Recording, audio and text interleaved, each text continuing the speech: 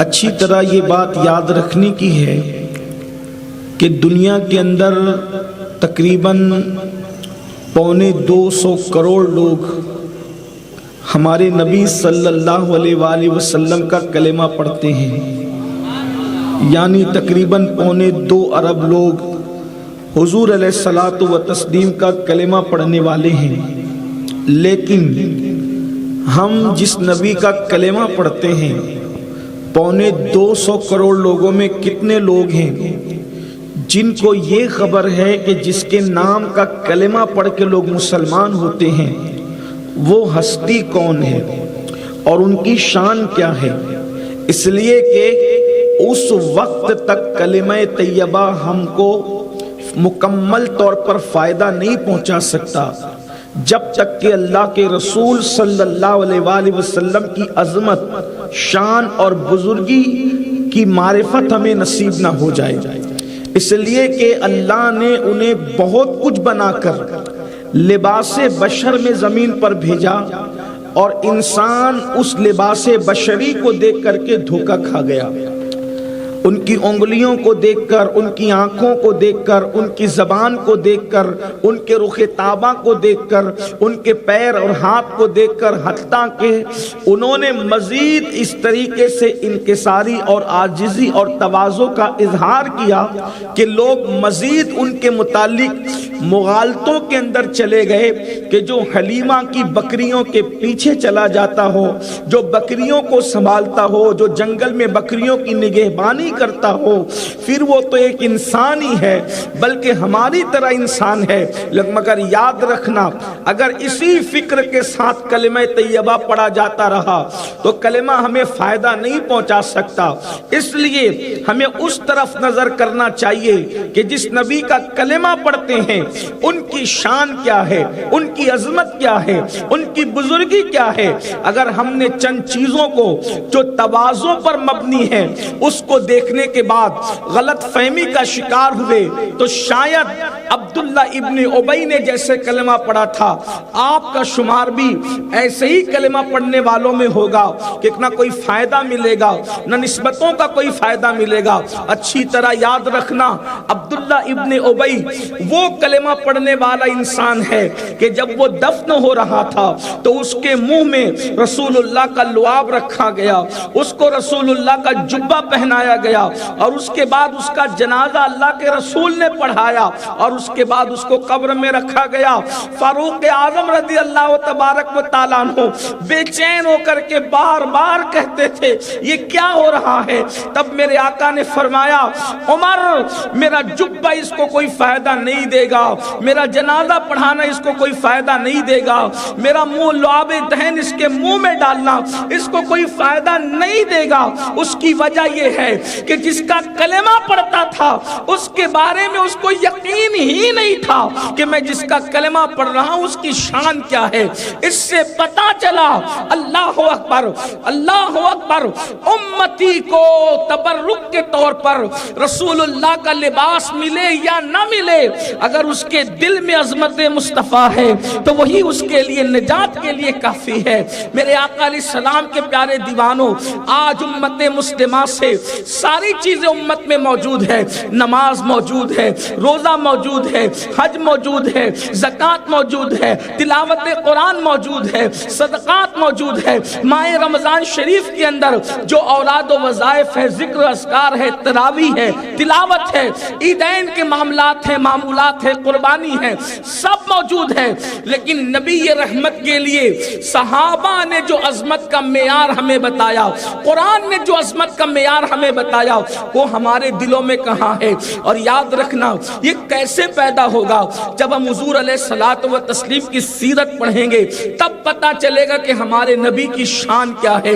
واللہ آئیے اب میں آپ کے سامنے چونکہ میلاد کا عنوان ہے تو حضور علیہ الصلوۃ والتسلیم کی زندگی کے کچھ گوشے پیش کرتا ہوں۔ اللہ کرے ہمارے دلوں کے دریچے کھلے، اللہ کرے ہمارے دلوں کے بند دروازے کھلے اور ہمیں پتا چلے کہ عظمت رسالت کیا ہے. جس نبی کا کلمہ پڑھتے ہیں اس نبی کی شان کیا ہے. اچھی طرح یاد رکھنا، جب کوئی انسان دنیا میں پیدا ہوتا ہے، جب کسی کی پیدائش ہوتی ہے تو یہ بات بہت میں حیا کے پردے میں آپ سب کے سامنے رکھتا ہوں، میری بہنوں کی بھی توجہ چاہتا ہوں. یاد رکھنا کسی کی پیدائش ایسی نہیں ہوتی جو بیان کی جائے، اور اگر بیان کر دی جائے تو محفل کا مزہ کرکرا ہو جاتا ہے. پیدائش بیان کرنے کے قابل نہیں ہوتی، مگر قربان جائیں ایک ایسے ہستی ہے جسے آمینہ کا لال کہتے ہیں. جب ان کی پیدائش اور ان کی ولادت بیان ہوتی ہے تو انسان کا ایمان تازہ ہوتا ہے، انسان کو اپنے اوپر فخر ہونے لگتا ہے کہ میں کلمہ کس کا پڑھتا ہوں. جانتے ہیں ہمارے آقا علیہ الصلوۃ والتسلیم جب دنیا میں تشریف لائے تو حضور علیہ السلام کی آمد کے وقت ہی ایسا ماحول تھا، ماحول یوں تبدیل ہوا. حدیث میں اس کا ذکر موجود ہے، بزرگوں نے اس کا تذکرہ لکھا ہے. باضابطہ طور پر ولادت رسول پر، حضور کی پیدائش کے واقعات پر درجنوں نہیں بلکہ سینکڑوں کتابیں موجود ہیں. کس طریقے سے حضور دنیا میں آئے. دنیا میں آنے والے تو بہت ہے، کہنے والا تضمین کے طور پر کہتا ہے زمانے میں آئے بہت آنے والے، زمانے میں آئے بہت آنے والے، کوئی تجھ سا آیا نہ او آنے والے، سراجم منیرہ لقب پانے والے، چمک تجھ سے پاتے ہیں سب پانے والے، میرا دل بھی چمکا دے چمکانے والے. اللہ اکبر. حضور کی تشریف آوری کیسے ہوئی؟ میلاد کے حوالے سے کیا بے مثال ہستی ہے. اللہ نے کیسا نبی عطا کیا، کیسا رسول عطا کیا کہ رسولوں میں بھی ان کی مثال نہیں ہے، نبیوں میں بھی ان کی مثال نہیں ہے. سارے نبی شان والے ہیں، مگر جو مقام ہمارے نبی کو اللہ نے عطا فرمایا وہ مقام نبیوں میں بھی کسی کو عطا نہیں کیا گیا. حضور کی آمد ہوتی ہے. اللہ اکبر. حضور کی پیاری امی جان سیدہ آمنہ خاتون رضی اللہ تبارک و تعالی عنہ ارشاد فرماتی ہیں کہ جب حضور علیہ السلام کی آمد ہونے والی تھی، آمد ہونے والی تھی، ربیع الاول شریف کی 12ویں شب تھی، رات جا رہی تھی، دن آ رہا تھا. اللہ اکبر. اس وقت سیدہ آمنہ خاتون فرماتی ہیں کہ جب ان کی ولادت کا وقت آیا، اور یہ بھی آپ سے کہہ دوں جب بھی حضور کی ولادت بیان ہو، حضور کی مولود پڑھی جائے تو اس وقت دل میں جائز مرادیں لینا چاہیے، کیونکہ ہمارے بزرگوں نے فرمایا حضور کی ولادت کے ذکر کے وقت جو بھی دل میں جائز مراد لی جائے اللہ اس کو پورا فرما دیتا ہے. بلکہ شیخ محقق شیخ عبدالحق محدث دہلوی فرماتے ہیں اگر حضور کی ولادت کا ذکر کہیں کر دیا جائے خلوص دل کے ساتھ، احترام رسول کے ساتھ، تو اس مقام پر سال بھر نہ کبھی چوری ہو سکتی ہے، نہ کبھی آگ لگ سکتی ہے، نہ کبھی وبا آ سکتی ہے. یہ ہے حضور کی ولادت کی شان. تو حضرت سیدہ آمنہ خاتون جو ہمارے نبی کی پیاری امی جان ہے، کیا شان ہوگی اس ماں کی، اس ماں کا مقام کیا ہوگا، کیا انتخاب ہوگا قدرت کا. جب غوث اعظم جیسے ولی کی پیدائش کے لیے ام الخیر فاطمہ جیسی خاتون کا انتخاب کیا جاتا ہے، ولیوں کا سردار ایسی بے مثال ماں سے پیدا ہوتا ہے، تو جو نبیوں کا سردار ہے اس کی ماں کتنی بے مثال ہوگی، ان کے بابا کتنے بے مثال ہوں گے. یعنی کہ ماں ہونے کے اعتبار سے پوری کائنات میں آمنہ جیسی کوئی ماں نہیں ہو سکتی، اور باپ ہونے کے اعتبار سے حضرت عبداللہ جیسا کوئی باپ نہیں ہو سکتا. اس کی وجہ یہ ہے کہ کسی کا بیٹا اللہ اکبر ولی ہے، غوث ہے، کتب ہے، ابدال ہے، صحابی ہے، مگر آمنہ اور عبداللہ کا لخت جگر اللہ کا محبوب اور حبیب کبریا بن کر کے آیا ہے. کیا شان ہے. آمنہ خاتون فرماتی ہے کہ جب ان کی ولادت کا وقت آیا تو خود بخود میرے گھر کی چھت کھل گئی، میرے گھر کی چھت خود بخود کھل گئی، اور میں نے کیا دیکھا کہ آسمان کے تارے میرے سر تک آتے تھے، نیچے کی طرف جھکتے تھے آسمان کے تارے. یہ حضور کی امی جان بیان کر رہی ہے. لوگوں کو احادیث پر بھی شک ہوتا ہے، لوگوں کو احادیث پر، لیکن ایک بات آپ سے کہتا ہوں، رسول اللہ کی شان جو بیان کرے، بس دو باتیں ہم نہیں مانتے، باقی جو کہنا چاہو کہو. ایک تو ان کو خدا نہیں کہتے اور ایک تو ان کو خدا کا بیٹا نہیں کہتے، باقی کے جو بھی شان ہے سب ان کے یہاں موجود ہے، ہر شان ان کے یہاں موجود ہے، بلکہ شانیں نیچے ہیں، مصطفیٰ جان رحمت اوپر ہے، ان کی شان میں جو کہا جائے کم ہے۔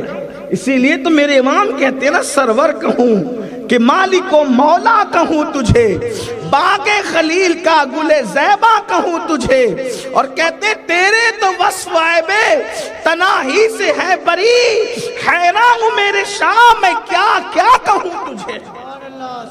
کیا شان ہے ہمارے آقا نے۔ کہتی ہیں حضرت سیدہ آمنہ، گھر کی چھت کھلی اور آسمان کے تارے میرے سر تک آتے تھے، اور ان تاروں کو مجھے یوں لگتا تھا مجھ پہ گر نہ پڑے، مگر وہ گرتے نہیں تھے تارے۔ فرماتی میں ڈرتی تھی مجھ پہ گر نہ پڑے، مگر ان تاروں سے آواز آتی تھی، الصلاۃ والسلام علیک یا رسول اللہ، الصلاۃ والسلام علیک یا رسول اللہ۔ یہ وہ سما تھا، ہزاروں فرشتے سیدہ آمنہ کے آنگن میں تھے۔ جب اللہ کے رسول کی آمد ہوئی، جبریل جیسے فرشتوں کی زمین پر آمد تھی، جس وقت حضور تشریف لائے، حضور کی آمد ہوئی، اور فرماتی سیدہ آمنہ کہ حضور کی آمد پر وہ نور چمکا کہ میں نے اپنے گھر میں بیٹھے بیٹھے اس نور کی روشنی میں ملک شام کے محلات دیکھے۔ مکے سے ملک شام کتنی دور ہے؟ فرماتی ہیں میں نے گھر میں بیٹھے بیٹھے نور محمدی کی روشنی میں ملک شام کے محلات دیکھے، اور فرماتی ہیں اللہ اکبر، جب ان کی ولادت ہوئی تو میں نے دیکھا کہ وہ نہ نجاست جسم پر تھی، نہ کوئی گندگی تھی جیسے بچے نجاست میں پیدا ہوتے، کوئی نجاست نہ تھی، کوئی گندگی نہ تھی۔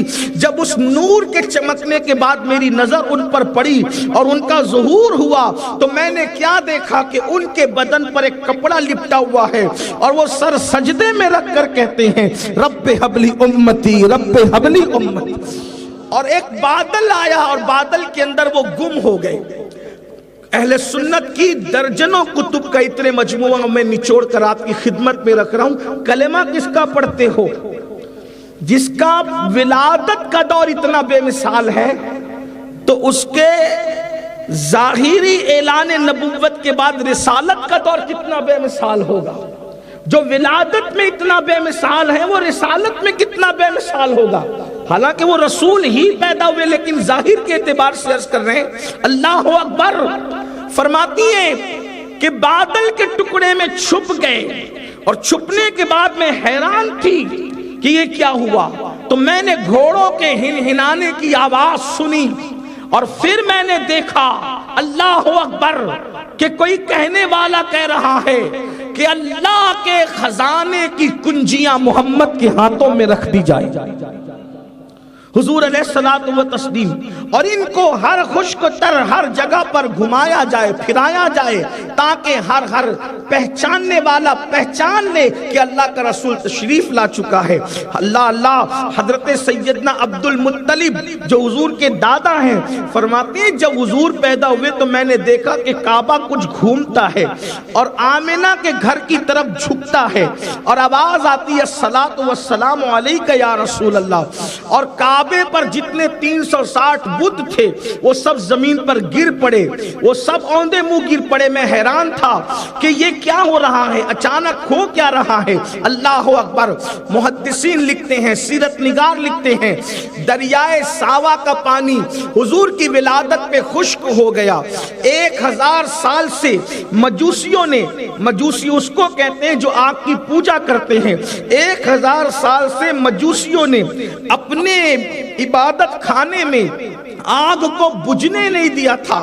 ڈیوٹی در ڈیوٹی، ڈیوٹی در ڈیوٹی، ڈیوٹی در ڈیوٹی مقرر کی جاتی تھی آگ کو جلانے کے لیے۔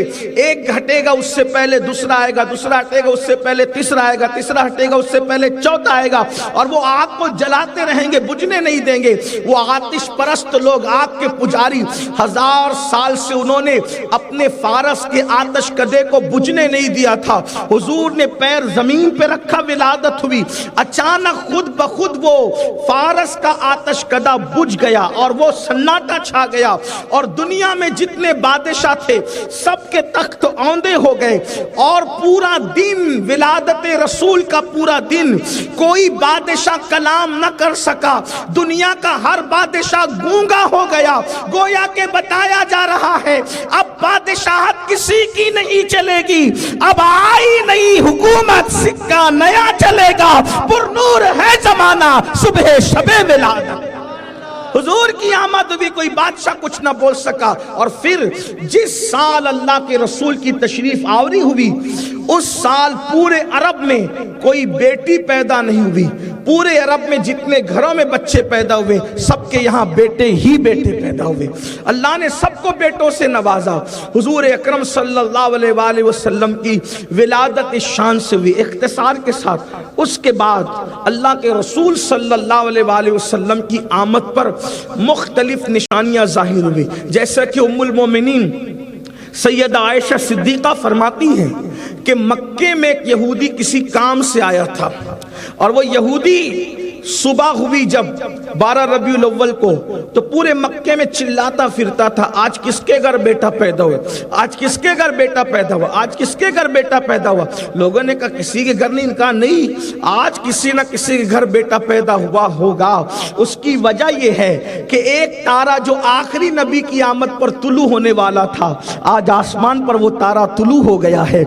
इसका मतलब आखिरी नबी जमीन पर आ गया है। आप अंदाजा करें, ये इत्तेफाक नहीं है, ये एहतिमाम है, ये गैबी एहतिमाम है किसी की आमद पर।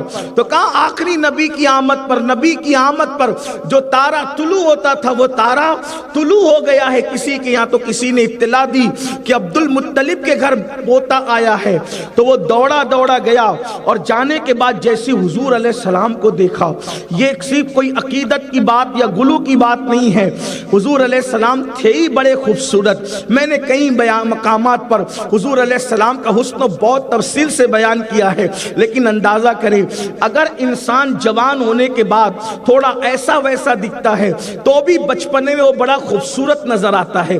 बच्चे सभी खूबसूरत होते हैं। अंदाजा करें जिसकी जवानी में हुस्न बेमिसाल हो, उसका बचपना कितना खूबसूरत होगा। वो यहूदी जो है जैसे मेरे आका को देखता है, हजरत अब्दुल मुत्तलिब से कहता है जरा इसकी पीठ मुझे दिखा दो। जब पीठ दिखाई तो हुजूर अलैहिस्सलाम की पुश्त पर अंडे जैसे, जैसे कबूतरी का अंडा होता है छोटा सा अंडा, अंडे जैसे हुजूर अलैहिस्सलाम की पीठ पर मोहरे नबूवत थी, जिस पर मुहम्मदुर रसूलुल्लाह लिखा हुआ था। अल्लाह अकबर। तो जैसे उसने पुश्त पर मोहरे नबूवत देखी, चीख मार के बेहोश होकर जमीन पे गिर पड़ा, और जब होश आया तो उसने कहा अफसोस, अब बनी इसराइल से नबूवत जाती रही और बनु इस्माइल के अंदर नबूवत आ गई। ऐ अरब वालों, आज के बाद तुम्हारी हुकूमत, इज्जत, सल्तनत और सतवत पूरी दुनिया पर होगी। शर्क से लेके गर्ब तक तुम्हारे डंके बजेंगे, इसलिए कि जो आखिरी नबी की निशानी थी वो इनके अंदर मौजूद है। अल्लाह अकबर। इसी तरह हजरत सैयदना याहया अलैहिस्सलाम को यहूदियों ने कत्ल किया था, तो आपका कुर्ता जो खून में लथपथ था वो सूख कर रखा हुआ था। हुजूर अलैहिस्सलाम की विलादत की निशानियों में से एक निशानी ये थी कि जब आखिरी नबी दुनिया में तशरीफ लाएंगे तो याहया अलैहिस्सलाम का जो कुर्ता है जो शहादत के वक्त उन्होंने पहना था और उस पर खून के धब्बे हैं, विलादत रसूल के वक्त वो खून ताजा हो जाएगा और उससे खून के कतरे टपकने लगेंगे। वो मुल्क शाम के अंदर यहूदियों के पास था, क्योंकि हजरत याहया अलैहिस्सलाम का मजार मुल्क शाम में दिमश्क के अंदर मौजूद है, अभी भी मौजूद है। तो अल्लाह अकबर, यहूदी उसको रोजाना देखा करते थे कि आखिरी नबी की आमद पर ये खून वाला कुर्ता, अचानक ताजा खून इसमें से निकलने लगेगा। वो रोज देखते थे, चेक करते थे अब आए कि नहीं, अब आए कि नहीं। तो जब रबीउल अव्वल की 12 तारीख को उन्होंने हजरत याहया अलैहिस्सलाम का लिबास देखा तो उससे ताजा खून जारी हो गया। ये हुजूर अलैहिस्सलाम की विलादत की निशानियों में से निशानी थी। अल्लाह अकबर। पूरी दुनिया के अंदर एक इनकलाब था। अहदीस में आता है, रिवायतों में आता है, मशरिक और मगरिब के जानवर درندے, جنگل کے درندے ایک دوسرے کو مبارکباد دیتے تھے کہ اللہ کے رسول آ گئے, خاتم النبیین آ گئے, رحمت للعالمین آ گئے. علامہ ابن حجر شیخ الاسلام والمسلمین, مفتی اعظم مکہ ابن حجر مکی رحمت اللہ تعالی علیہ ایک واقعہ لکھتے ہیں بڑا خوبصورت کہ حضور علیہ السلام کی آمد کے معاملات صرف مکے میں یا عرب میں رونما نہیں ہوئے, بلکہ پوری دنیا میں کسی نہ کسی اعتبار سے اس کے اثرات ہوئے. جیسے مثال کے طور پر فرماتے ہیں, حدیث پاک ہے, فرماتے ہیں کہ حضرت جبریل علیہ السلام جب حضرت آمنہ فرماتی ہیں کہ حضور کی ولادت ہوئی تو 3 جھنڈے لے کر زمین پر آئے, ایک مشرق میں گاڑا, ایک مغرب میں گاڑا اور ایک کعبے کی چھت پر گاڑا, اور وہ 3 جھنڈے لہرائے. مشرق و مغرب میں کیوں؟ اس لیے کہ دنیا کا اصول ہے جس کی حکومت جہاں سے جہاں تک ہوتی ہے سرحد پر اس کا جھنڈا لگتا ہے. جیسے ہمارے ملک ہندوستان کی سرحد جہاں سے شروع ہوتی ہے وہاں دیکھے اور جہاں ختم ہوتی ہے وہاں دیکھے ترنگا لہراتا ہے, ایسے ہی ہر ملک کا دستور ہے جس کی سرحد جہاں سے جہاں تک ہوگی وہاں تک اس کا پرچم لہرے گا. حضور کی آمد پر مشرق میں بھی پرچم لہرایا, مغرب میں بھی پرچم لہرایا, اور جبریل نے بتایا مشرق سے مغرب تک اگر کسی کی حکومت ہے تو وہ آمنہ کا لال محمد الرسول اللہ ہے. حضور علیہ السلام کی شان. پھر مکے کعبے کی چھت پہ جھنڈا لہرایا گیا. پتا چلا اب کعبے پر بتوں کی حکمرانی نہیں ہوگی, کعبے کو پاک کرنے والے رسول تشریف لے آئے. ابن حجر جو واقعہ لکھتے ہیں وہ بڑا خوبصورت سا ہے. لکھتے ہیں آپ کہ یہ نہ سمجھنا کہ حضور کی آمد سے پہلے کسی کو پتا نہیں تھا کہ حضور آنے والے ہیں یا آ چکے ہیں. جن کو نہیں پتا تھا نہیں تھا, لیکن جن کو معلوم پڑا انہوں نے معلوم کیا, انہوں نے عظمت کے ترانے گنگنائے. فرماتے ابن حجر, جس کو میں اپنے الفاظ کے جامع میں بیان کروں, کہ عامر یمنی نام کے ایک شخص ملک یمن میں رہتے تھے اور وہ بت پرست تھے. بت پرستی کرتا تھا عامر یمنی نام کا ایک شخص. اس کی بیٹی معذور تھی اور جوان ہو چکی تھی عالم معذوری کے اندر. لنگڑی تھی, اندھی تھی, لولی تھی, باپ پہ بوجھ بنی تھی. اور عامر کا ایک بت تھا. عامر یمنی روزانہ اس بت کے سامنے اپنی بچی کو رکھ کر کہتا, اس کو اچھا کر دے, میں تیری عبادت کرتا ہوں, اس کو اچھا کر دے. لیکن ظاہر سی بات ہے, پتھر کا بت, مٹی کا بت آخر انسان کو کیسے شفا دے سکتا ہے؟ جو اپنے ناک پر بیٹھی ہوئی مکھی نہیں ہٹا سکتا وہ کسی کو شفا کیسے دے سکتا؟ آج بھی جو مسلمان ہیں آج کے, علم نہ ہونے کی وجہ سے کہیں نہ کہیں ان کے عقیدے بھی پتھروں پر ہے. لوگ ہم لوگوں سے کہتے ہیں حضرت ذرا ایسا پتھر بتانا جو میرے راز کا ہو, جس سے میری روزی میں برکت ہو, جس سے میرا رشتہ صحیح جگہ ہو جائے, جس سے میں ایگزام میں کامیاب ہو جاؤں. او پتھر والوں, جس کے نصیب میں اللہ کا محبوب آیا, ابھی بھی تمہاری عقلوں پہ پتھر پڑے ہیں, ابھی بھی تمہاری عقلوں پہ پتھر ہے. پتھر کیا کر سکتے ہیں؟ کون سا راز کا پتھر ہے؟ سب جھوٹ ہے. کوئی پتھر سے روزی نہیں ملتی, کوئی پتھر سے شفا نہیں ملتی, کوئی پتھر تمہاری قسمت نہیں بدل سکتا. اگر پتھروں پہ تمہارا یقین ہے کہ پتھر سے یہ ملتا ہے تو پھر مکے کے پجاریوں میں اور تم میں فرق کیا ہے؟ انہوں نے گھر کی محراب میں سجا رکھا تھا, تم نے ہاتھوں کی انگوٹھیوں میں سجا رکھا ہے. اگر تم زینت کے طور پہ پہنتے ہو, خوبصورتی کے لیے پہنتے ہو انگوٹھی کو تو اچھی بات ہے, لیکن اگر کسی بھی پتھر کے لیے آپ کا یقین یہ ہے اس سے روزی بڑھے گی, عزت ملے گی, یاد رکھنا پتھر عزت نہیں دیتے. وَتُعِزُّ مَن تَشَاءُ وَتُذِلُّ مَن تَشَاءُ بِيَدِكَ الْخَيْرُ. عزت اور ذلت دینے والی ذات اللہ کی ہے. وَلِلَّهِ الْعِزَّةُ وَلِرَسُولِهِ وَلِلْمُؤْمِنِينَ. عزت تو اللہ کے لیے ہے, عزت تو رسول اللہ کے لیے ہے, اور جو نبی کا غلام بن جاتا ہے اس کے لیے عزت ہے. ایسی عزت ہے جب تک زمین پہ رہتا ہے تو بھی عزت ہے, زمین میں چلا جاتا ہے تو بھی نکیرین تعظیم کرتے نظر آتے ہیں. میرے امام کہتے ہیں نکیرین کرتے ہیں تعظیم میری, فدا ہو کے تجھ پہ یہ عزت ملی ہے. اس لیے پتھروں پہ یقین نہ رکھو. اور بعض مسلمان ایسے بھی, ان کو مسلمان کہیں یا نہ کہیں, جن کا حال یہ ہے کہ اگر ان کی مرادیں پوری نہ ہو تو وہ مسجد میں آنے کی بجائے مشرکین کے مذہبی رہنماؤں کے پاس جاتے ہیں، ہمارا یہ کام کر دو۔ وہ کون سے مسلمان ہو؟ اسلام کیا ہے؟ کبھی سوچا؟ ضرورتوں کے غلام بنتے ہو، اپنی حاجتوں کے لیے مشرکین کے پنڈتوں کے پاس جاتے ہو، اپنے سحر جادو بلا کے علاج کے لیے۔ یاد رکھنا، اسلام اس کی اجازت نہیں دیتا۔ بڑے سے بڑا مسئلہ ہو، اس کا حل اللہ کی بارگاہ میں ہے، محمد الرسول اللہ کے وسیلے سے صحیح مانگ کر تو دیکھو۔ تو عامر یمنی بات دور نہ نکلے، چونکہ وقت کافی ہوا ہے، مجھے اپنی گفتگو جلدی سمیٹنی چاہیے، مائک آج دیر سے ملا تو میں جلدی جلدی بات پوری کروں گا، لیکن عظمت رسالت کا عنوان اتنا وسیع ہے کہ راتیں پوری ہو جائیں مگر کبھی باتیں پوری نہ ہو۔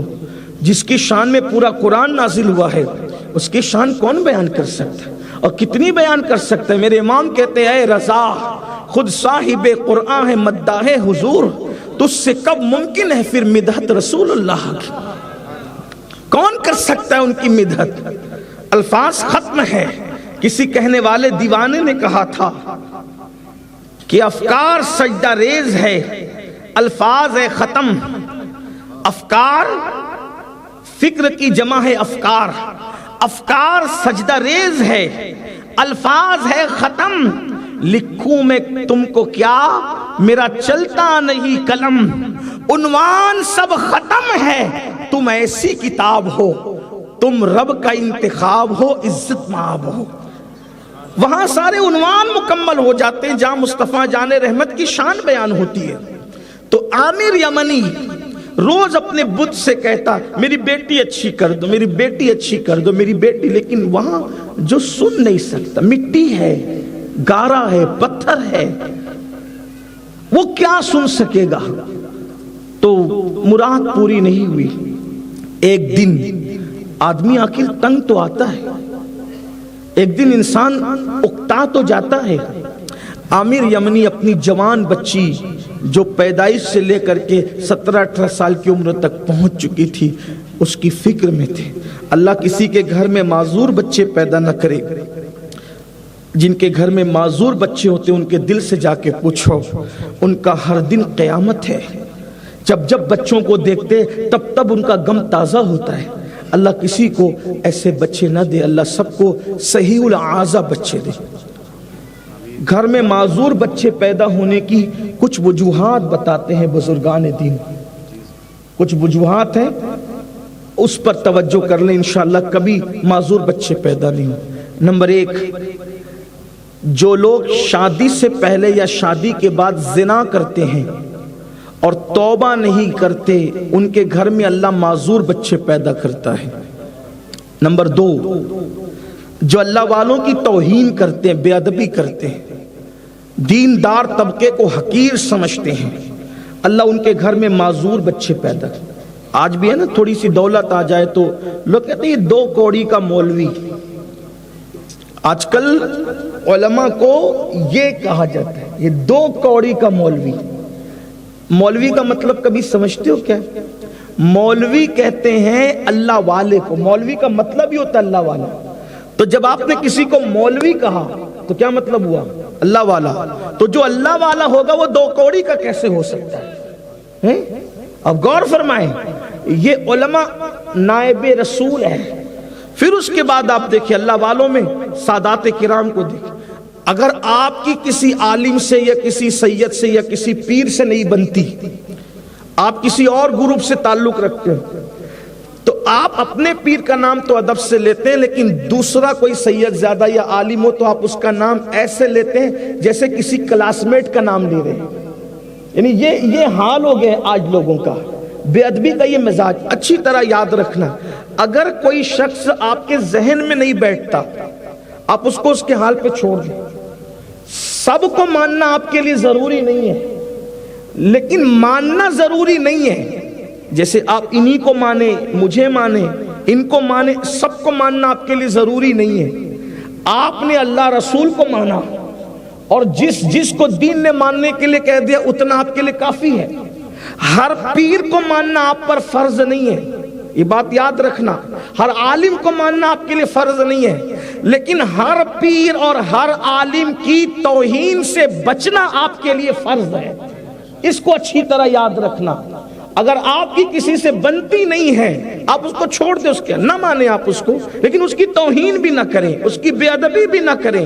ورنہ ہمارے بزرگوں نے فرمایا اللہ والوں کی توہین اور بے ادبی کی سزا یہ ملتی ہے کہ اللہ اس کے گھر میں عیب دار بچے پیدا کرتا ہے، اللہ اس کے گھر میں عیبی بچے پیدا کرتا ہے.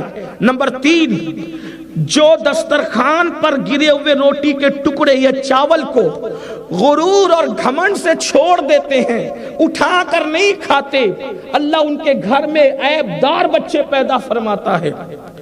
اور جو لوگ اس نیت سے دانے اٹھا کر روٹی کے ٹکڑے یا اناج کے دانے اٹھا کر کے کھا لیں عاجزی کے طور پہ کہ یہ اللہ کا رزق ہے، اللہ کا دیا ہوا رزق ہے، اس کی تعظیم ضروری ہے، تو اللہ پاک ان کے گھر میں کبھی عیب دار بچے پیدا نہیں فرماتا، بلکہ زمین پر گری ہوئی روٹی کو اٹھا کے کھانا یہ بھی رسول اللہ کی سنتوں میں سے ایک سنت ہے. حدیث پاک میں آتا ہے اللہ کے رسول صلی اللہ علیہ وآلہ وسلم ایک دن اپنے گھر میں تشریف لائے، روٹی کا ٹکڑا زمین پہ پڑا ہوا تھا، حضور نے روٹی کا ٹکڑا اٹھایا، اٹھا کے صاف کر کے فرمایا عائشہ ہمارے گھر میں روٹی کا ٹکڑا ایسے پڑا ہوا ہے، اور پھر صاف کر کے کھا لیا. فرمایا عائشہ روٹی کی عزت کرو، اللہ کی عزت کی قسم جس سے روزی ایک مرتبہ روٹ کر چلی جاتی ہے دوبارہ پھر اس کی طرف کبھی پلٹ کر نہیں آتی. آج مسلمانوں کے محلوں میں دیکھو جہاں کچرا پھینکا جاتا ہے وہاں چاول پڑے رہتے ہیں، جہاں کچرا پھینکا جاتا ہے وہاں روٹیاں پڑی رہتی ہے. اور شادی بیاہ میں تو جو طوفان بدتمیزی ہے اس کا حال ہی الگ ہے. شادیوں میں جتنا کھانا پھینکا جاتا ہے اس میں کسی ایک محلے کا پیٹ بھر سکتا ہے، مگر اللہ اکبر شادیوں میں جائیں گے اور بوفے سسٹم ہے تو پھر اتنا لیں گے ہوس کے مارے، کھا نہیں سکتے لیکن لیں گے ضرور، اس کو ضائع کریں گے. اللہ کے بندو تھوڑا تھوڑا چند مرتبہ لو لیکن اس کو بچاؤ مت، اس کو ضائع مت کرو. ظاہر سی بات ہے آپ کا بچا ہوا کون کھائے گا، سب تو برابر کے مہمان ہیں، اس لیے کبھی روٹی کو ضائع نہیں کرنا، اناج کو ضائع نہیں کرنا. اور ایک بات یہ بھی ہے، حیرت تو یہ ہے باپ کا بچا ہوا بیٹا نہیں کھاتا، بیٹے کا بچا ہوا باپ نہیں کھاتا، بیوی کا بچا ہوا شوہر نہیں کھاتا، شوہر کا بچا ہوا بیوی نہیں کھاتی. یہ تو چھوت چھات کا ماحول پیدا کر دیا گیا. کیوں میں کیوں کھاؤں، میں تو فلاں ہوں. نادان، اللہ اکبر. کیا وہ حدیث بھول گیا کہ اللہ کے رسول کے پاس جب دودھ آیا تو 70 غریب صحابہ کو پلانے کے بعد آخری میں جو پیتا ہے وہ محمد الرسول اللہ کی ذات. اندازہ کریں، اندازہ فرمائیں. سیرت بھول گئے، شریعت بھول گئے، دین بھول گئے. تو یاد رکھنا یہ ساری وجوہات ہیں، اور بھی بہت سی وجوہات ہیں لیکن میں اپنے عنوان سے ہٹ نہ جاؤں. میرا عنوان جشن میلاد ہے. اور ایک آخری وجہ، کچھ لوگ اللہ کے اتنے مقرب ہوتے ہیں، توجہ، کیونکہ آپ کو دونوں رخ بتانا ضروری ہے ورنہ جس کے گھر میں معذور دیکھو گے اس کے بارے میں آپ اسٹیٹمنٹ دے دو گے اس نے زنا کیا تھا، یہ کیا، پتہ نہیں. آپ سارے فیصلے تو آپ ہی کرتے ہیں نا. دنیا کے جج کے ہاتھ کے فیصلے آپ اپنے ہاتھ میں نہیں لیتے، لیکن اللہ کے فیصلے آپ اپنے ہاتھ میں لینے کی کوشش کرتے ہیں. سارے فیصلے آپ ہی کرتے ہیں نا. استنجا کی سنتیں نہیں پتہ ہے لیکن اللہ کے فیصلوں میں آپ دخل دینا شروع کر چکے. بلکہ اب لوگوں کا مزاج اتنا آسمان پر چڑھ گیا کہ اب جنتی اور جہنمی ہونے کے فیصلے بھی ہماری پبلک کر رہی ہے. جس کو استنجا کی گرمی اور سردی کی سنتیں نہیں پتا، جو جمعہ کے کتنے شرائط ہیں جمعہ کے شرائط نہیں بتا سکتے، وہ بھی لوگوں کے جنتی اور جہنمی ہونے کے فیصلے کر رہے ہیں. یہ حالات ہیں. اللہ سے ڈرو، اللہ کے بندو. بہت دور جا چکے دین سے، واپس لوٹو اللہ کے دین کی طرف، اللہ کے دین کے قریب آؤ. تو یہ ساری وجوہات ہیں لیکن ایک وجہ یہ ہے کہ کچھ اللہ کے بندے ایسے ہوتے ہیں جن کے مقدر میں ولایت لکھی ہوتی ہے کہ یہ ولی بننے والا ہے، خدا کا دوست بننے والا ہے، خدا کا مقرب بننے والا ہے، لیکن اس کے اعمال ولایت کی منزل پر پہنچنے کے قابل نہیں ہوتے.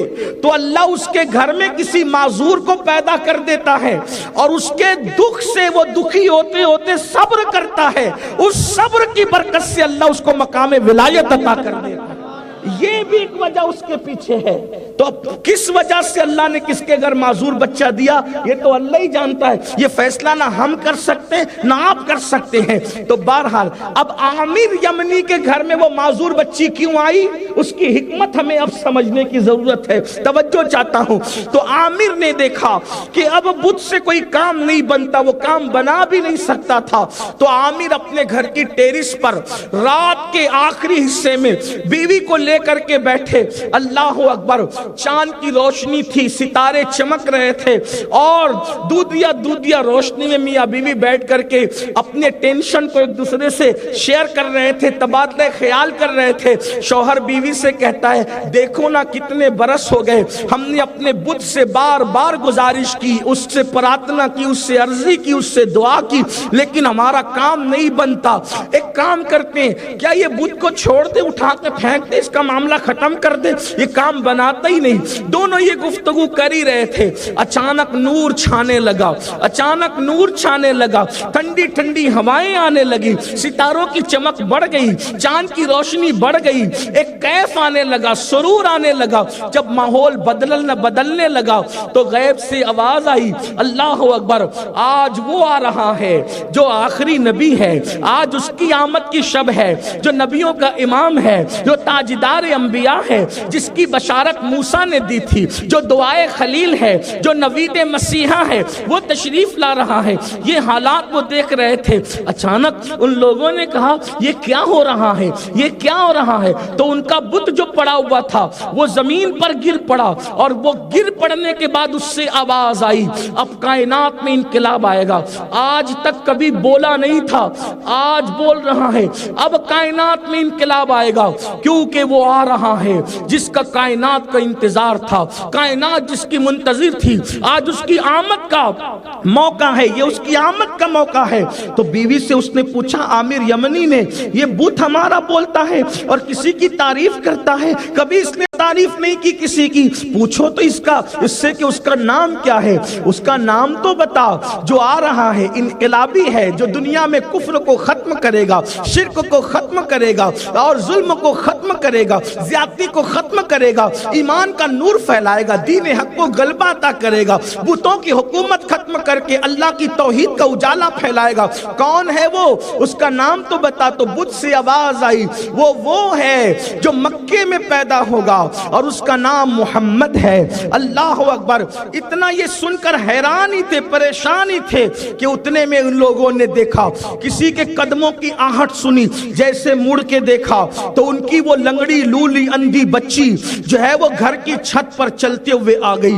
باپ نے اور ماں نے اپنی بیٹی کو تندرست اور توانا دیکھا، اپنی بیٹی کو تندرست توانا دیکھا تو ماں باپ نے پوچھا، میری بیٹی تو اندھی لنگڑی لولی جو ہے وہ تو فالج زدہ تھی، تیرے ہاتھ پر کام نہیں کرتے تھے، تیرا پورا وجود مفلوج تھا، یہ تو کیسے چلنے کی طاقت پا گئی؟ تو اس لڑکی نے کہا، بابا میں اسی طرح پڑی ہوئی آنکھ بند تھی کہ میں نے کیا دیکھا خواب کے اندر کہ نور چھا رہا ہے، فرشتے ہیں، ایسے میں اور جو ہے وہ ماحول بدل رہا ہے، ماحول تبدیل ہو رہا ہے۔ تو اس وقت میں نے پوچھا تو کون ہے؟ تو اس نے کہا میں اللہ کا فرشتہ ہوں اور نور محمدی کا فیضان تقسیم کرنے والا ہوں۔ کہا یہ محمد کون ہے؟ کہا آج ان کی آمد ہو رہی ہے، وہ اللہ کا حبیب ہے، آخری نبی ہے، سید العالمین ہے، طٰہٰ و یاسین ہے، صاحب قرآن ہے، صاحب برہان ہے، صاحب حجت ہے، نبیوں کا امام ہے، تاجدار انبیاء ہے، قائد المرسلین ہے، سید العالمین ہے۔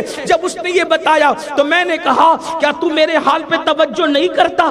دیکھ میں کیسی مفلوج پڑی ہوں، اپنے ماں باپ پر بوجھ ہوں، میرے ماں باپ روزانہ بت کے سامنے کہتے ہیں اس کو اچھا کر دے، اچھا کر دے۔ تو اس وقت اس نے کہا ایک کام کر، وہ اللہ کا محبوب ہے، اس کا نام کا وسیلہ لے کے دعا کر، اس لیے کہ جو سچے دل سے اس کے نام کا وسیلہ لے کے دعا کرتا ہے اللہ اس کی دعا کو قبول کر لیتا ہے۔ اس لڑکی نے کہا، میں نے پوچھا اس کا نام کیا ہے؟ کہا آسمانوں پر اس کو احمد کہا جاتا ہے، زمین پہ اس کو محمد کہا جاتا ہے، وہ احمد و محمد ہے۔ لڑکی کہتی ہے میں نے خواب ہی میں उस फरिश्ते के कहने पर अपने हाथों को उठाया और दुआ की, अल्लाह अहमद और मोहम्मद का वसीला मुझे शिफा अता कर दे। तो कहती है आलम ख्वाब ही के अंदर मैं अच्छी हो गई, और जब मेरी आंख खुली तो मैंने अपने आप को तंदुरुस्त तो ऐसे पाया जिस तरीके से आप मुझे देख रहे हैं। इधर छत पर माँ बाप विलादत रसूल का जलवा देख रहे हैं, उधर बिस्तर पर एक मफलूज लड़की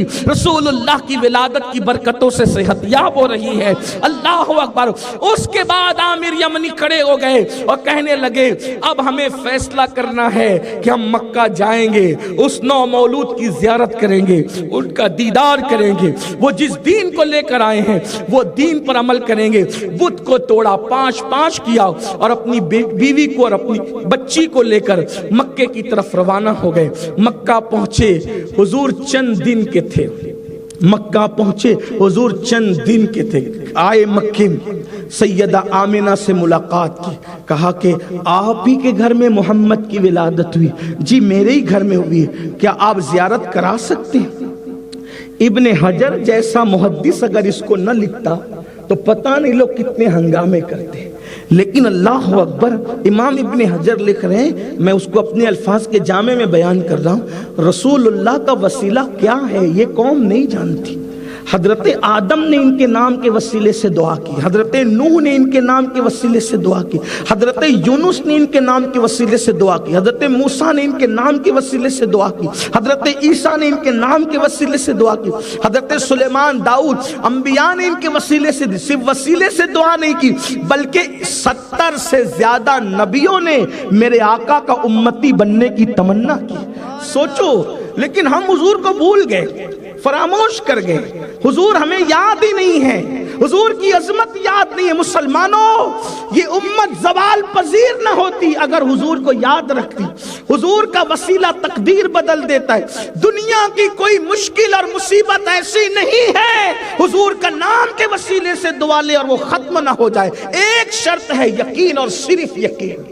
ये नाम कोई काम बिगड़ने नहीं देता, बिगड़ी भी बना देता है। सब नामे मोहम्मद, जिसके नाम की बरकतें इंसान को जन्नत तक ले जा सकती है, जिसके नाम की बरकतें अल्लाह के अजाब से निजात दिला सकती है, उसके नाम की बरकतों से दुनिया की मुसीबतें खत्म नहीं हो सकती।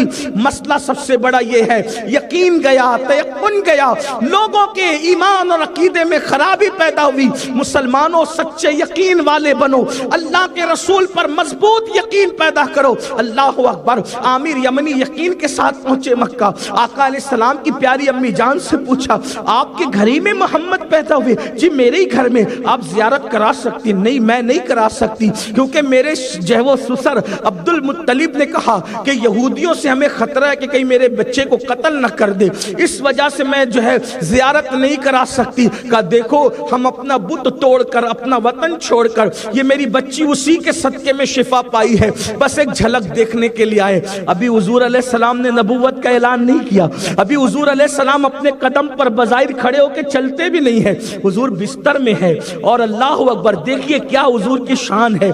मेरे इमाम कहते हैं, गोद में आलम शबाब, हाले शबाब कुछ न पूछ। गोद में आलम शबाब, हाले शबाब कुछ न पूछ। गुल बुने बागे नूर की और ही कुछ उठान है। अल्लाह अल्लाह, क्या शान है मेरे आका की। तो कहा हम सब छोड़कर इनके लिए एक झलक दिखा दो। अब आमिर यमनी का बयान है, उसकी बीवी का बयान है, उसकी बेटी का बयान है, सैयदा आमिना खातून का बयान है कि जब सैयदा आमिना ने जो है वो ये बात सुनी और यकीन हो गया कि ये गद्दार नहीं है और ये यहूद से नहीं है, तो आपने घर में थोड़ी देर के लिए उनको दाखिल किया। जैसे ही वो आए और हुजूर अलैहिस्सलात व तस्लीम जो है वो एक सफेद कपड़े में लिपटे हुए सो रहे थे। आका अलैहिस्सलाम के घर में जैसे ही दाखिल हुए, आप क्या जानते हैं, आप क्या समझते हैं मेरे अजीज, हुजूर अलैहिस्सलाम जिस कमरे में होते थे उस कमरे में चिराग जलाने की जरूरत पेश नहीं आती थी। हजरत हलीमा सादिया फरमाती, मैं कहता हूँ काश हमारे नबी की अजमत को हम समझते।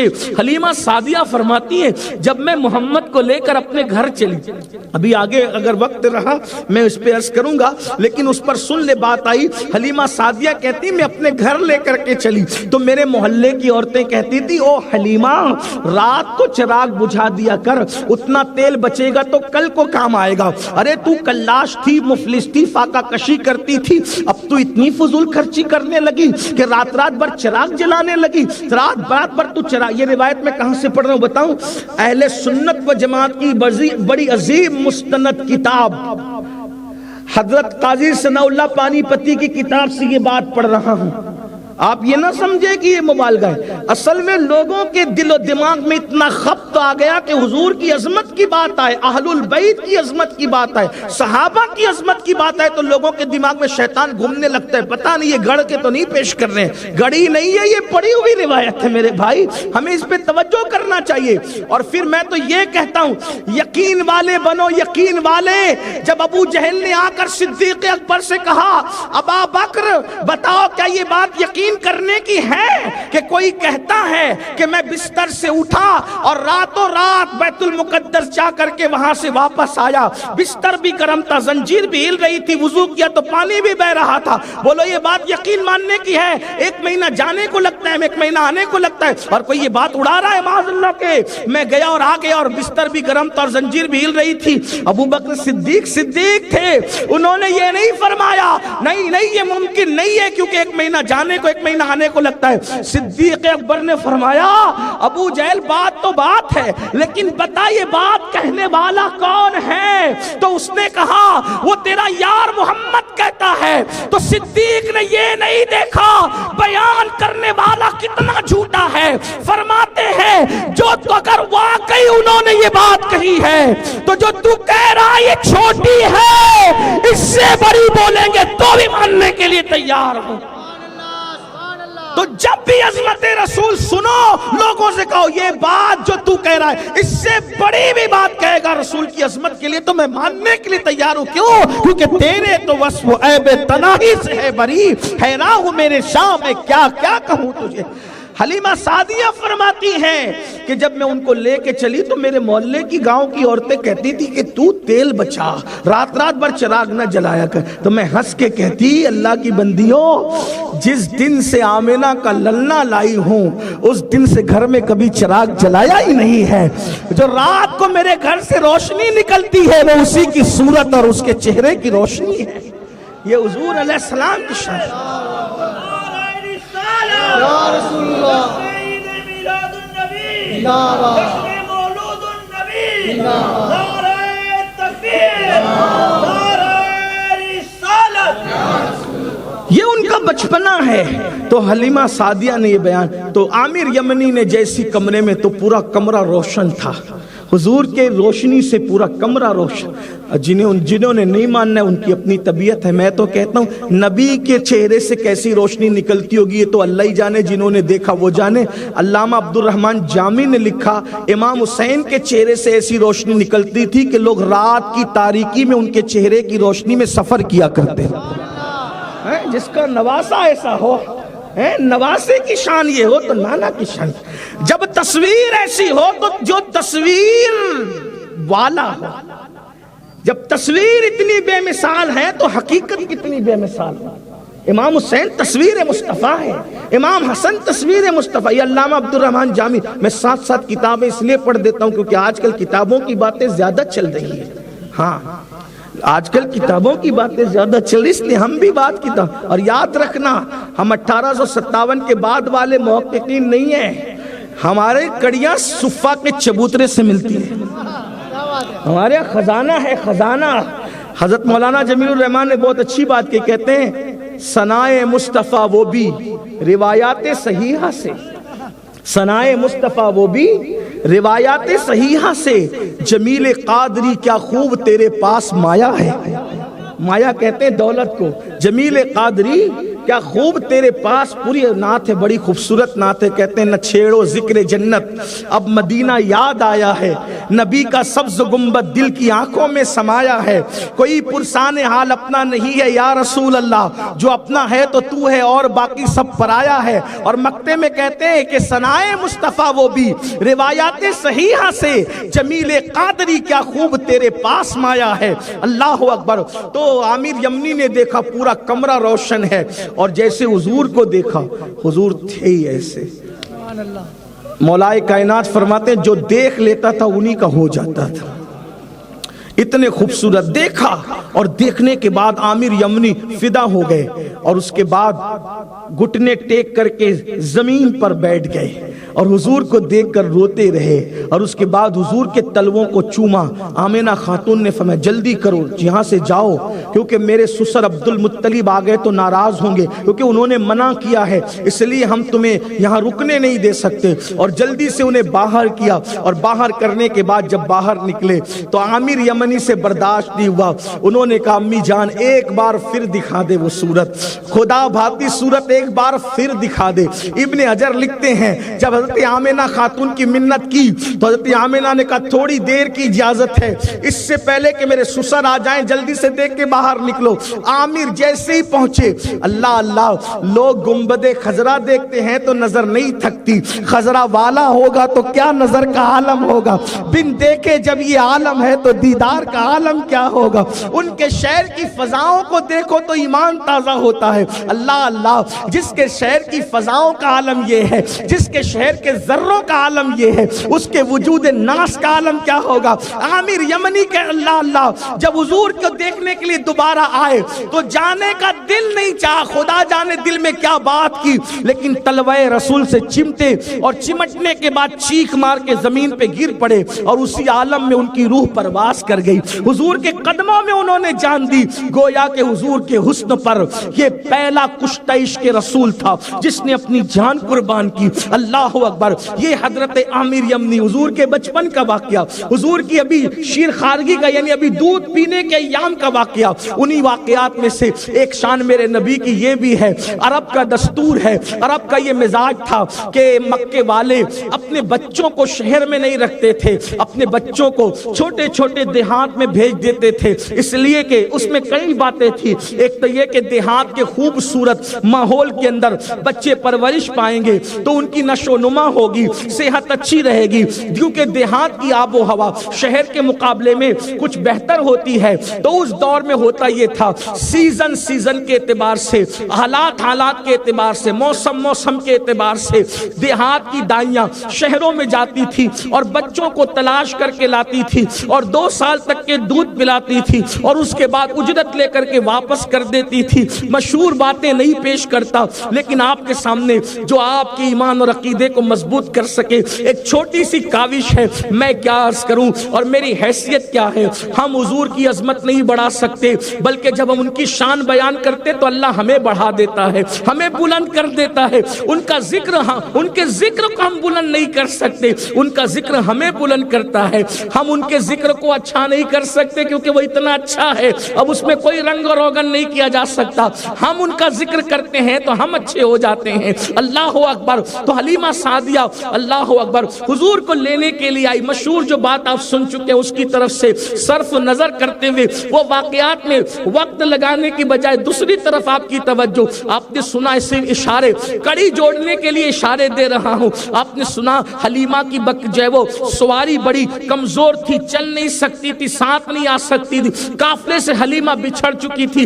حلیمہ کا بیان ہے میرا بیٹا عبداللہ اس کا نام تھا، میرا بیٹا، میرے سینے خشک تھے، میں فاقہ کشی میں تھی، گھر میں 7 بکریاں تھی، 7 زمین سے لگی ہوئی تھی، ان میں دودھ نہیں تھا، ان کی ہڈیوں میں گودا نہیں تھا، بڑی قسم پرسی کے عالم میں تھی. لیکن ہمت کر کے نکلی کہ چلو چل کر کے عرب سے مکے سے کوئی بچہ لے آؤں گی، تھوڑا مال ملے گا، دولت ملے گی، غربت جو ہے وہ ختم ہو جائے گی، تنگ دستی کشادگی میں تبدیل ہو جائے گی. لیکن قسمت نے ساتھ نہیں دیا. حلیمہ کہتی قسمت کی ماری تھی اور میرے حالات کی بیکاری تھی کہ قافلے سے بچھڑ گئی، کیونکہ لوگ لوگ بچوں کو لینے میں سبقت کرنے کے لیے آگے آگے آگے جا رہے تھے. میری سواری تھک تھک کے بیٹھتی تھی. ایسے میں میرا بیٹا اور میرا شوہر ہم تینوں راستے میں رہ گئے اور اس کے بعد سب نے مالدار گھرانوں کے بچے اچک لیے. جب میں مکہ پہنچی تو پتا چلا اب کوئی بچہ نہ رہا.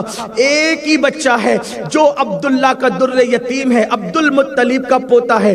ایک بات یاد رکھنا, کہیں شاید سیرت میں کچھ لوگوں نے, سب نے نہیں, کچھ لوگوں نے لکھتے لکھتے یہ لکھ دیا کہ حضور علیہ السلام کے دادا بڑے غریب تھے, بڑے مفلس تھے اور غربت اور مفلسی کی وجہ سے کوئی حضور علیہ السلام کو نہیں لیا, حضور کو سب چھوڑ کے چلے گئے. دیکھیں یاد رکھیں, یہ ملک بھی جمہوری ہے اور علم بھی جمہوریت رکھتا ہے. تو کون سی روایت کو میں قبول کروں, یہ میرا اپنا ذوق ہے.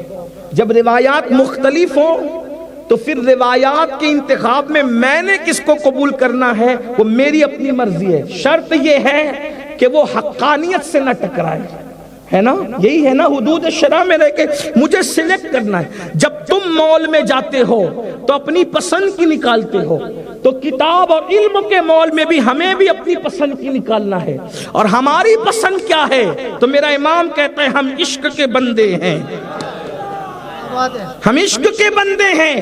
اگر اب تک کسی کی یہ غلط فہمی ہے, جس محقق نے بیان کیا, آپ جانے محقق جانے, میں کسی کو برا نہیں کر رہا ہوں, سب قسم کی روایات موجود ہے, لیکن میں نے آپ کو جو بتانا ہے وہ یہ ہے کہ اگر کوئی کہتا ہے نبی کے دادا غریب تھے, مفلس تھے اور غربت کی وجہ سے کوئی دائی حضور کو لے کر نہیں گئی, ہم نہیں مانتے. اس کی وجہ یہ ہے کہ مکہ المکرمہ کا جو سردار تھا اس سردار کو عبد المطلب کہتے ہیں. ایک بات. دوسری بات یہ اندازہ کریں, آپ شادی سے اندازہ کرتے, یہ بھی یاد رکھنا, شادی سے اندازہ ہوتا ہے کون کتنا دولت مند ہے. توجہ ہے, شادی سے. یہ آج کل کی فٹیچروں کی شادی نہیں جو سود کے دھندے کر کے, سود سے قرضے لے کر, اس کی چیٹنگ اس کی چیٹر کر کے جھوٹی شان دکھانے کے لیے جو شادیوں میں خرچ کرتے, ان کی بات نہیں کر رہا ہوں. شریفوں میں ایک دور تھا, کوئی کتنی بھی دولت چھپا کے رکھتا تھا تو بیٹے کی شادی پہ نکالنا پڑتا تھا. کیوں؟